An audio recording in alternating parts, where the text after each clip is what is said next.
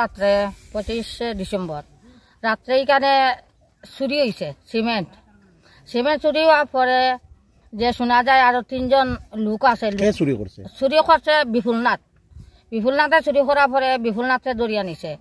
এরপরে দেখেন আইন 3 জন আছে আমরা পিয়াশিস মালাখার শোভননাথ আর আরো কিতা ধীরেন্দ্রনাথ এখন তারারে কইছে যে নীরেন্দ্রনাথে ফোন করিয়া কইছে যে এখানে চুরি হয়েছে, তোমরা চুরি করছো, তোমরা উপরে কেস আছে, তোমরা 30,000 টাকা করে দেও, 30,000 দিলে আমরা কেসটা শেষ করে দিই। মানে এই 3 জনের অযথা ফাঁসানি হয়েছে। এই ফাঁসানিটা কেটে লাগে হইল আমরা এটা কোনো পাইছি না। আর যে চুরি করছে যে চুরি করছে তারে বিশুদেবে আর নীরেন্দ্রনাথে সারাইয়া আনিলে। বিশ্বদেবের বাড়ি সরলা, বিশ্বজিৎ দেব, বিজেপির নেতা।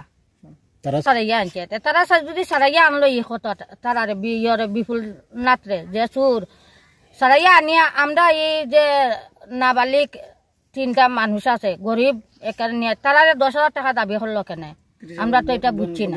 কি অযথা তারারে ফাঁসাইলো কেন?